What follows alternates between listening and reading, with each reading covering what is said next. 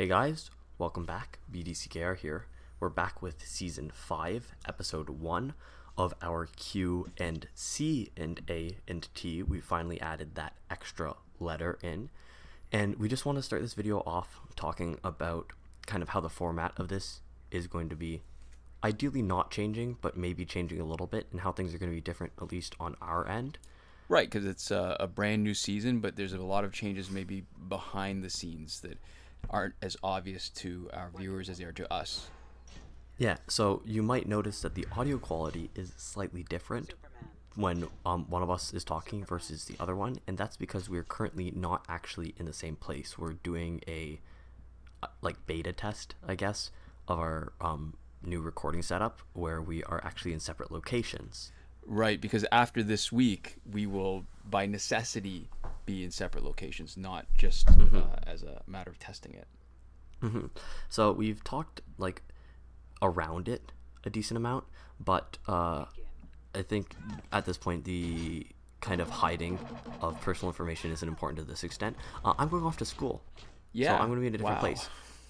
Yeah, so I'm not going to be in the same room to film anymore. Right. So we have to figure out how the best setup works. And so one of the things that we're worried about right now, and that you might be experiencing a little bit of, is because of latency. It's possible that when we try to sync this up, we're going to be talking over each other a little bit. I don't know that there's going to be a solution, because it's like when you're talking, I guess it's the extreme is when one of us would be, say, on the moon and we're talking from Earth. Yeah. And the delay in the sound waves would be enough. Electromagnetic radiation would still be enough to actually cause us to be lagged in a funky way, right? Yeah, and so one of the main issues is we're working with screen share, both sending and receiving, and we're on the same internet connection right now. And we're also doing video call on the same internet connection, and I know it's not always great. So that is hopefully going to be better when we're not actually doing both halves on the same connection at the same time. And also when I have a wired connection, because I'm off a laptop right now. But there might be a little of that today. Ideally in the future that'll be minimal or non-existent, but we will actively work on solutions for that. So in a lot of ways this is a new setup, and we're going to have the new setup kinks to work out that we have I think had every in the time. spirit of the new beginnings too, and working stuff out and whatever, we've actually reviewed this before in a previous video, and it was almost like an Easter egg, but maybe to explain our last couple weeks, we're actually a father and son team, and if you have to guess, one of us being the father and one of us being the son, maybe you can make your own guess based on who's going off to school. Yeah, that's true. So yeah, that's why we're in the same place. That's why when it was vacation, the comment responding was minimal, because we either both had internet or neither of us had internet, because we were in the same place doing the same things together. Maybe we should get on to the questions a little bit. We'll get back to this maybe more later, but it's going to be a mix of some of the questions we didn't get to before we went away, and then one since. Yeah, I'm gonna have to work on just when I say or stuff, or just make general noises of approval, that they're not necessarily gonna actually be in convenient moments, they're not gonna actually come in breaks in the talking the same way as they hopefully normally are. But anyways, our first question comes from Sienna Clark, and they say, by the way, you were saying that they don't seem to tag out that much. That's because of the hot girl snare, I think. And this was on the Aquaman team. Right, the one with the using his Atlantean hero over and over, and that's a good thought. It didn't seem like her snare should last that long though, and it wouldn't be unusual that in game time it feels different than real time, or even that real time feels different from real time, right? So it felt like it was longer than it should have been, but I guess we'd be able to see. All right, so when I was reading this question, it made me think of something. I actually had to look it up. There's a field of study called time perception. Oh yeah, there's stuff I know at the Ontario Science Museum, Ontario Science Center. It's not a museum, it's a center. But they have that booth where they have you just sit in it, and there's no audio cues or anything, and they just have you press a button to start, and then press a button when you think it's been 30 seconds, and you see how far off you were when you're done. Right, and you're supposed to not count. I mean, obviously you're cheating a little bit yourself for the and you still do a bad job. counting. Even if you count, you still do a bad job. Yeah. Like, it's still hard to do it. Yeah. So I don't know. Yeah, you're right. So it's hard to tell when something feels right, it doesn't mean it necessarily is right. Like, there's a really interesting talk. XCOM 2 is a game that I like a lot. It's a squad-based tactical game, and all the hits are based off percentages. So you have a percentage chance to hit, and so there's, like, a lot of jokes about, like, how 99% chances will, like, fail and stuff, and how, like, really, like, low percent chances will like never hit. Like, so, like, a 30% is like a 0% chance to hit. But it's interesting because behind the scenes, a lot of games, including XCOM 2, actually tweak the odds in your favor.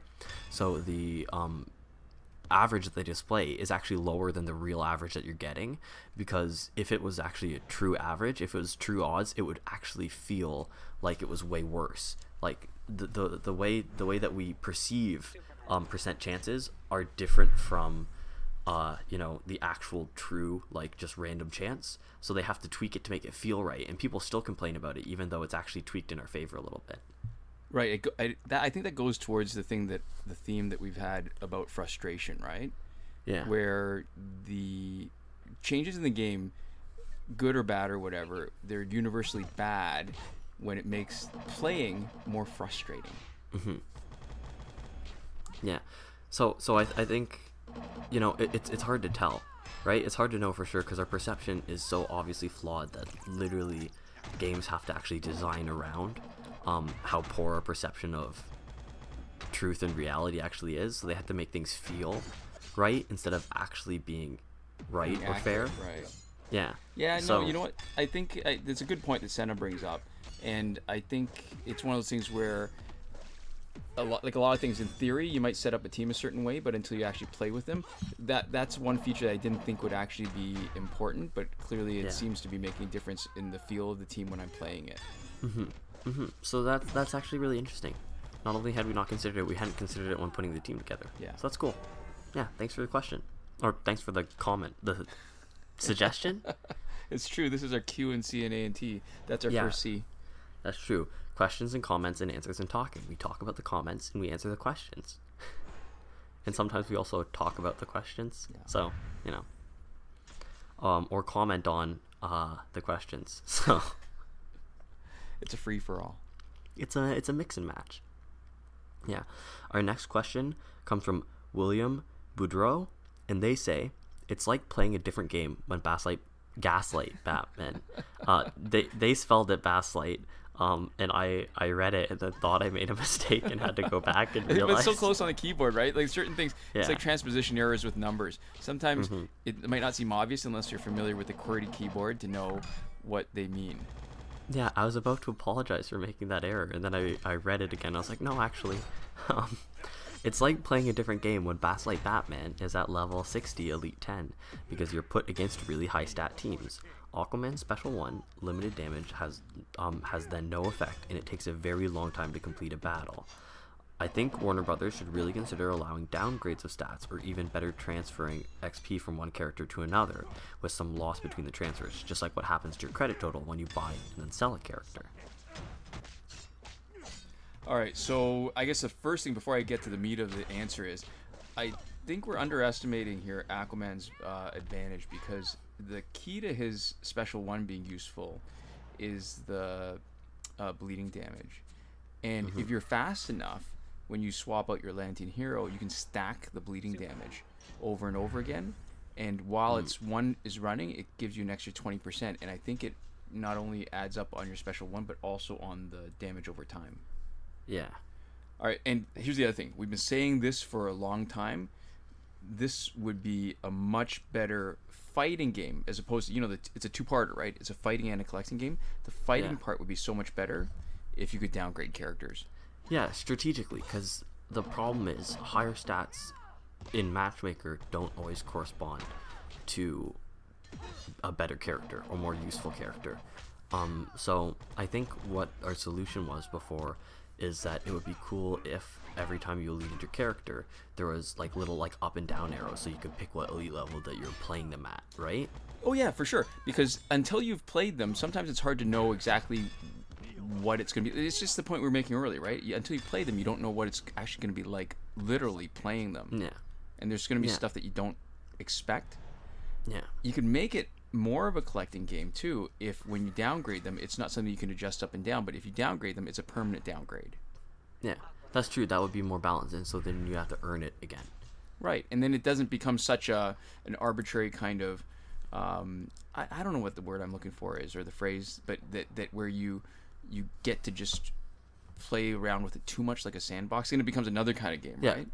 No, because ideally what you'd get is you get a slider, where if you or maybe a more actual usable thing than a slider, because sliders are kind of finicky, but you'd get an ability to basically with whatever level of granularity they gave you, modify up or down stuff like the elite level, the character level, and maybe even stats like attack or health, right? And maybe, you know, like attack and health are like scaled together so that you can't just make like a class cannon, because that would kind of mess with the game. But like ideally that's what you'd be able to do, because you'd be able to kind of customize the level of like matchmaker difficulty that you wanted to. I think if they were going to do that though, the better would be just to keep it straight with the elite level only. All right, so the reason why is because the character level, like up to 50 or 60, keeps on changing as you play them more again, right? So whatever you lower them, it'll just, you don't really have the same control, because that's what we're talking about. You want to be able to set up your team with the stats that are similar, right? Yeah. And then the other stuff where you adjust the attack and health, then it makes it harder to bring them back up if you decide, or you realize later that what you brought them down to wasn't that useful. Yeah, no, for sure. But oh, look at his, what the heck? Sideways. That's hilarious. He's like a flashlight. That's weird. And it's not, it's still there. Yeah. Okay. That's hilarious. Yeah. Okay. So yeah, I mean, ideally, yeah, that would be cool if you could do that up and down. But I think, I think more control would be kind of more interesting. But functionally, a small amount of control, I would still appreciate, and I don't think that would be too unbalanced or game breaking, especially if it's just elite levels. I think that's reasonable. That's like a reasonable change to actually expect, or not expect, to want. I don't think we can expect it. Yeah, so but definitely a good point. Nothing we can find there to disagree with. Yeah, we totally agree with you. So there we go. Our next question comes from REX62 PLAYS, and they say, BDCR, I doubt you'll see this, let alone put on in a vid, but what would you think about an augmentation pack or something like that? Because every other item is in a pack, or is a pack, but augmentation cards aren't. So you think it could work, or would it be broken, or what? I'm curious on if you think it could be well balanced. So first off, we saw it, we read it, and we put it in a video. So there you go. This is sort of the cousin to the previous question. It's another thing that we've been saying for a while, where augmentation cards would be great to put in a cash pack. If you're going to be spending money on something, it should be on something that has, I don't really want to say inherent value, but a value that's been built up in the game, because it's normally so hard to get augmentations, right? Yeah, because the only way that you get augmentations easily is still 2 layers of it's abstracted, right? So for like credits can buy a ton of stuff, and credits can buy stuff like gear packs. So the only things that have value are online exclusives, which now with the online glitch can be glitched in, and augmentations, because you need either an online rewards glitch or a last laugh tickets glitch to get either of those, right? And credits glitches and ways of getting credits are a lot more common. Right. And again, it's just the way the game's been set up, but I think a lot more people would be willing to pay, I don't know, like a couple bucks for an augmentation pack to randomly get a few augmentation cards, compared to spending 20 bucks to get a character that has 1 or 2 promotions at most, like or 2 or 3 copies of cards at the most, that has no ability to unlock the character in your store. Yeah, and I think two, with the glitch for last laugh tickets, what we found is if you want to augment a lot of characters, the amount of time it takes, even if the last laugh tickets are very cheap or almost free as far as time commitment to acquire, it still takes a really long time to spend them all, and it still takes a really long time to augment your characters. So the actual minimum amount of time to get the value from it for is higher for augments than I think for almost any other thing in the game, even when you take into account glitches that lower the actual playtime related cost, right? Yeah. So yeah, I think augments would be good in a pack. If they were a credit pack, that would be incredible. I would love that. But I think we're talking about it almost from the perspective of, if I was the developer, this is what I would do, right? Yeah. Oh yeah. Yeah. And they've done a variation or a form of it. I mean, a few of the character packs, they've included augmentation cards with it, right? So you're paying cash more than you would for just the augmentation, but you're also getting one copy of the character. So they've been sort of doing that. It would be a minor adjustment. I think they would really increase. I mean, from my perspective, even as somebody who's where we mainly just buy the energy recharges, right? That I think that would be something that I'd be willing to spend money on. Yeah. So there we go. Our next question comes from Sanjay Mathew, and they say, have you read any Brandon Sanderson novels? The Way of Kings is an amazing fantasy novel that I highly recommend. And first off, I want to say I always like questions that have nothing to do with the majority of the content on our channel, but just have to do with people who seem to be engaging with some, like, you know, comments that we make in our videos, like within our Q&A&T videos, right? Like or Q&C&A&T videos now, but the comments that we make about books to recommend. And I appreciate that comments like that make people want to leave comments like this, in turn kind of like open up like a discourse about like not injustice, because I think that's cool. Yeah, especially since, I mean, this is just one, I mean, it's not small, but one minor part of our life. Yeah. Although this is the only part that you see. What I like about it is that I think what it indicates to me is that we attract a cool type of fan where people come to us for injustice and then also happen to, you know, be interested in the same stuff we are in other ways, which is which makes me think that the type of people that like watch our videos and comment like this are cool people, and I like that. Yeah. All right, so there's a little story. I mean, I answered this a little bit. I've read one Brandon Sanderson novella, but we actually met him before we'd even done that. Now, do you remember? It was at the World Fantasy Convention that was in Toronto. Not really in Toronto. It was in a suburb, right? And he was, at the time, didn't know him, but he was walking with Charles Vess. Yeah. And for those who don't know, Charles Vess is a relatively famous, well-established fantasy artist. He drew Stardust, actually. Oh yeah. He's done some Sandman stories, and he did the one that won the World Fantasy Award. Or is it the Hugo or World Fantasy Award for a Sandman story that had to do with William Shakespeare. Anyways, all right. Yeah, so we were walking down the hallway, happened to see Charles Vess, and I said, "Hey, you're Charles Vess. I love your stuff. I'm really looking forward to seeing you. Are you going to be at the signing? Because at the World Fantasy Convention, there's this mass signing where everybody was in a room, and the World Fantasy Convention is one of the few conventions that has a really high professional to fan ratio. Yeah. So there was a bunch of people who weren't even guests or even guests of honor who happened to be there in a professional capacity, meeting agents, meeting other creators. And Brandon Sanderson is standing beside him and says, "Hey, oh, by the way, hi, I'm Brandon Sanderson." And I had no idea who he was. And I said, "Hey, probably hi. Not the best moment for him." He's like, "Oh." It wasn't until the award ceremony that I figured out, oh, that was Brandon Sanderson, because there was copies of his book. It was it The Emperor's Soul? I don't remember. There were signed copies of it on the seats for the audience to watch the World Fantasy Awards. Yeah.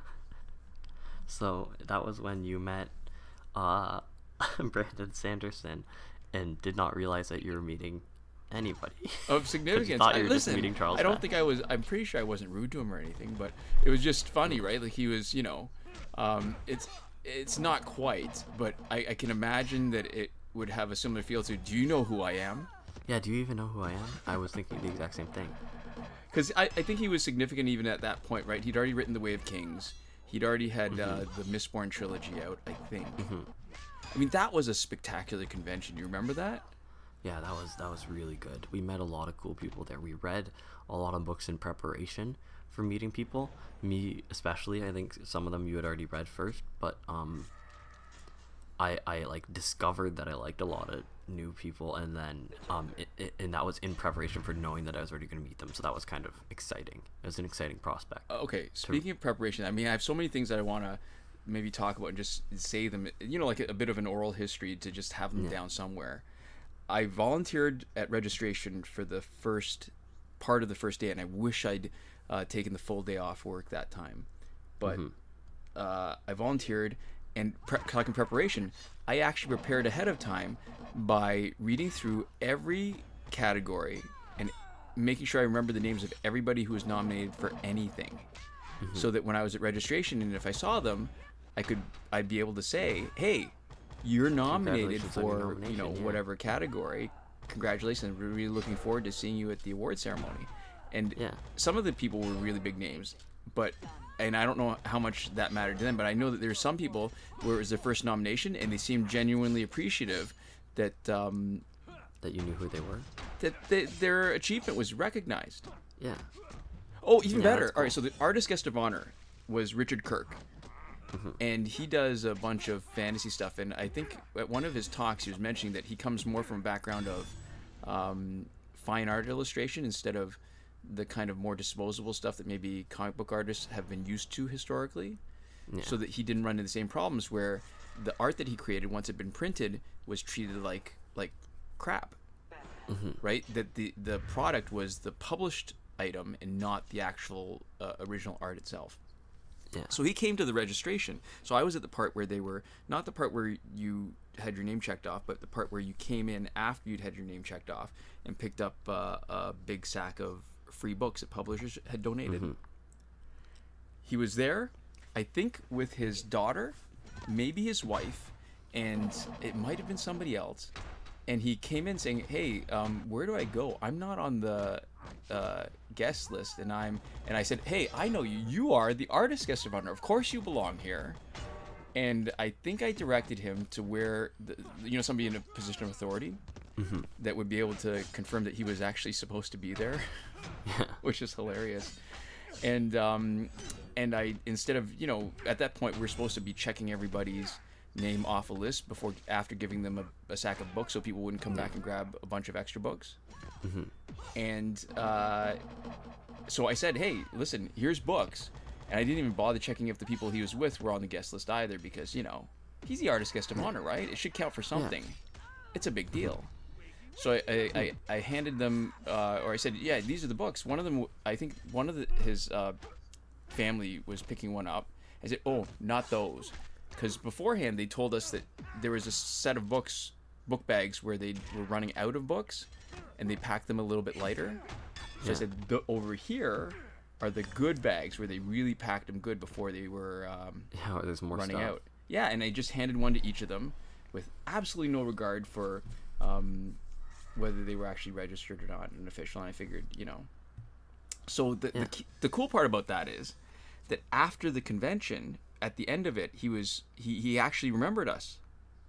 Yeah. And he singled us out and he said, hey, I was hoping I'd run into you again before the convention is over. Thank you so much for making this convention such a great experience.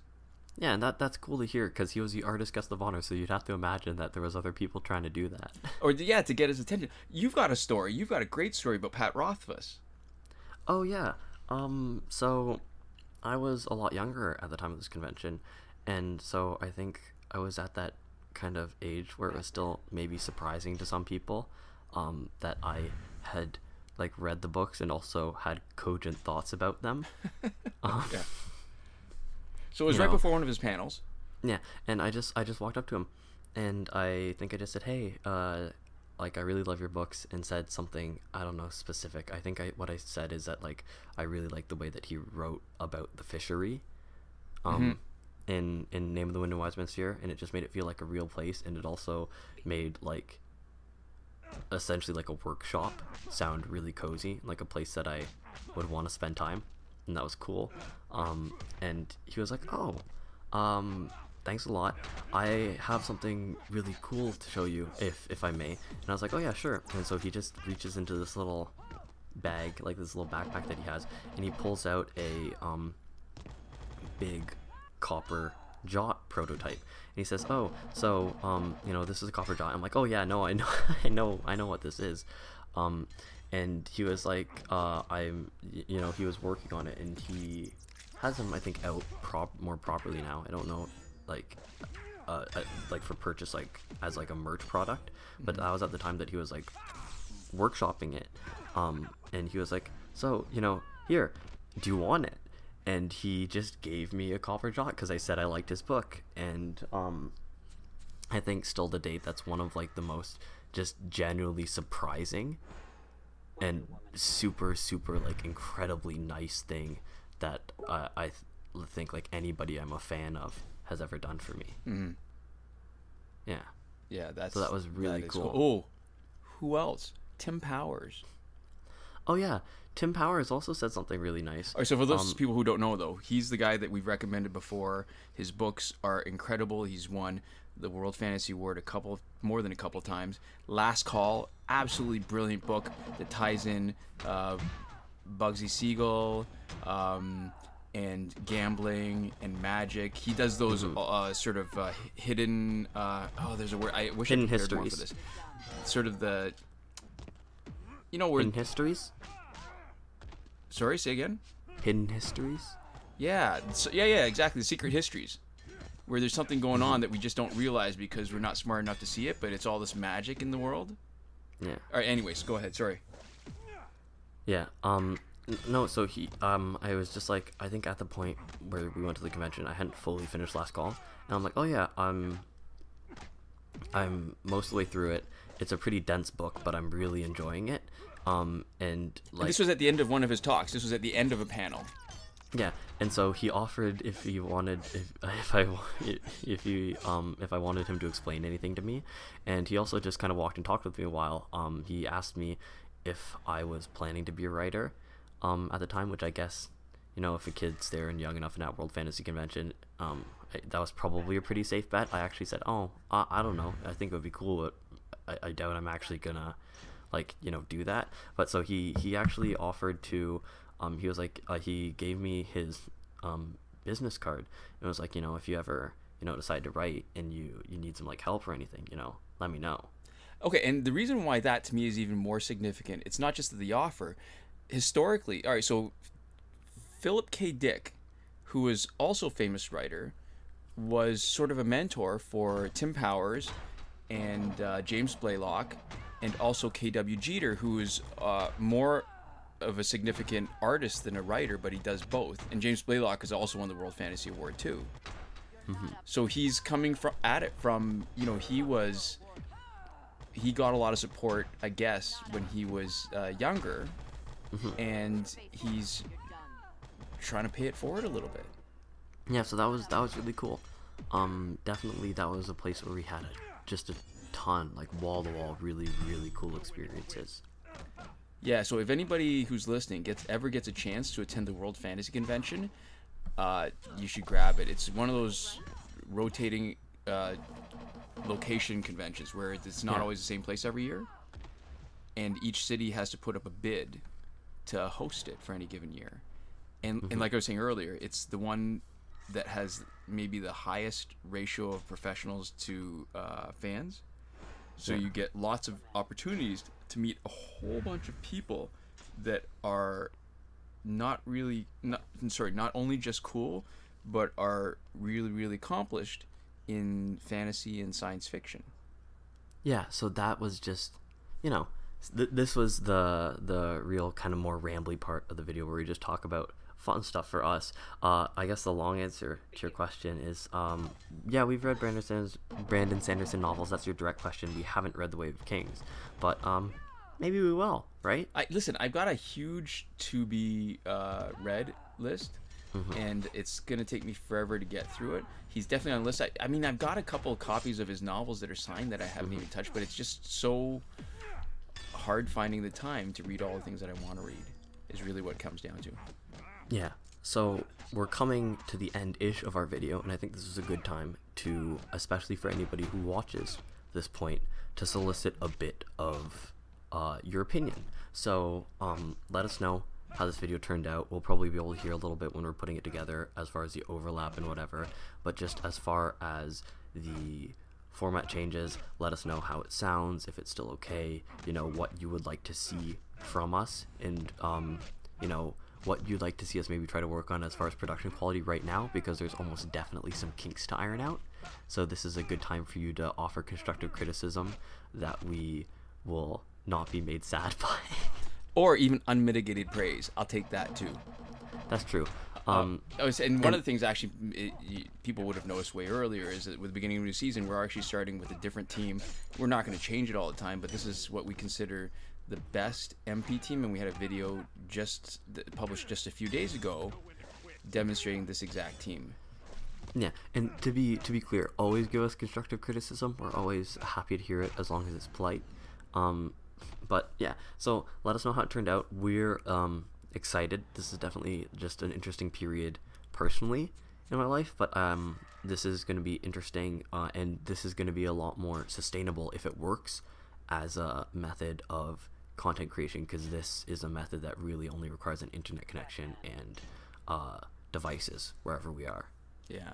So maybe I'll just talk through this fight before we get to the final credits. All right. So what's interesting is Gaslight Batman is going to be immune to Master's Death Card, so I'm not going to be able to generate raw power.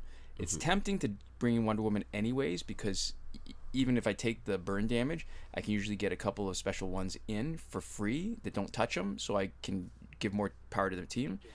So we can try that, and so I can usually get at least 2 freebies, and then I'll get one where I can actually hit them, and then tag in with somebody else who will not take the damage, and then I can just generate a bit more power.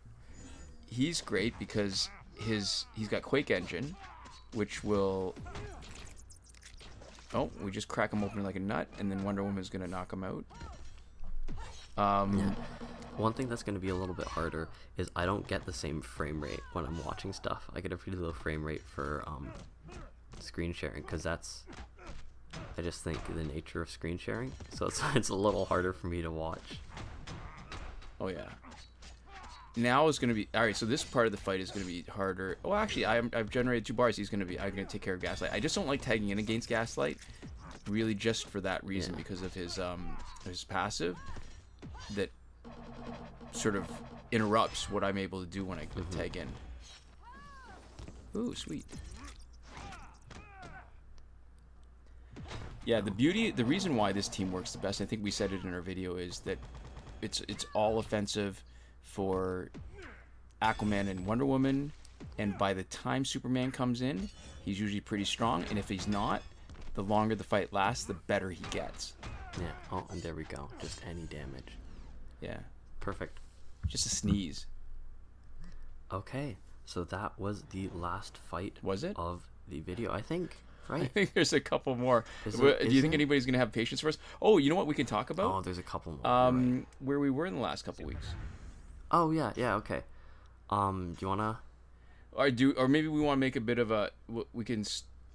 Let me stick in a picture of our avatar. Oh, I want to say something too. Lobo is missing somewhere in Italy. Yeah, we brought him with us. That's the Lobo that we use for our profile picture, because that is actually a picture of a physical plush that we used to have. But Lobo came on our adventure with us, and he did not come back. Yeah. So all right. So the funny thing, the only thing that's making me even a little bit happy about it, because I'm totally sad about losing Lobo, is the fact that I think the reason why he got lost was because he was in my pocket, and he's got Velcro on his hands. And I mean, it gets pretty crowded, right, in places in Europe. And part of me is thinking that if I brushed up against somebody and his hands were uncovered, he would have grabbed onto somebody's clothing and hitched a ride. Yeah, so maybe Lobo went on his own little adventure without us. Maybe it just fell out of your pocket, but either way, we have some early vacation pics and video that include Lobo. So we're gonna put one at the end of this video here. We might spread them out in videos, and that's the kind of thing that we might just drop for our patrons, because that's not really like content in the regular sense, but it's so that's the kind of weird, not normal video content that we might just throw up on Patreon. Yeah. Speaking of which, in the last, we got one more fight, but I want to thank our patrons on Patreon for sticking with us, and our new one too.